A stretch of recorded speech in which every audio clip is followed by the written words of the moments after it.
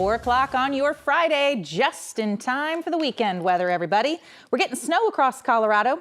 And while that snow hasn't really piled up very much, it is putting many spring blooms and trees at risk. So remember, gently shake off your trees if you get the chance. Let's take a live look around the metro this afternoon. Our weather impact team has issued an alert through tomorrow morning. Driving for your Friday night plans could be slow and slick. It just depends on where you are. Because of the snow tonight, the Rockies postponed the game against the Nationals. It will now be played in a doubleheader on Sunday. Tickets for the game will still be good for Sunday night at 6 to 10. And that's not the only change for the weekend. A baseball lineup, tomorrow's afternoon start is being pushed back 1 hour. The game will now start at 2:10. And the Rockies tell us the City Connect jerseys that were supposed to be revealed tonight will be debuting at Sunday night's game. Because of all the snow and the windy conditions, we have seen hundreds of flight delays out at DIA. Here's your latest numbers from FlightAware. More than 1,000 delays and 70 cancellations today. Yikes. Wow. If you're flying, be sure to check with the airline.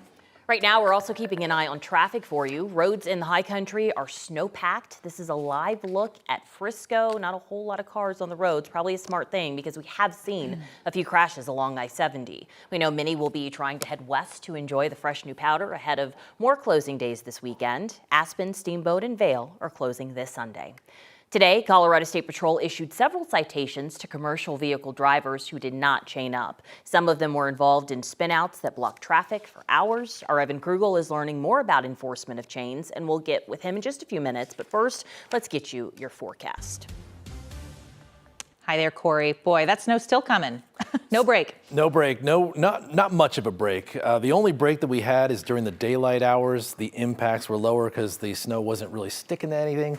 But as we get into the evening hours, we'll flip back into higher impacts because of the colder temperatures. And we've got plenty of snow still coming from this dynamic spring storm. We've still got some thunderstorms out here in the San Luis Valley over near the Great Sand Dunes, but over the metro area, completely covered in snow, still not sticking to anything out there just yet, but we're a few hours away before that starts to happen once again. And we could even see some ice overnight as the temperatures drop into the 20s. Another 1 to 3 inches still possible as we go through the night, 2 to 5 out here in Dougco, and 3 to 6 more inches still to come in parts of the foothills. So we could be looking at a footer in some of those areas. So the impacts is the snow for sure, and the slick roads between about 8 p.m. tonight and 8 a.m. tomorrow morning. Little extra careful with the driving, or limit your driving if you can.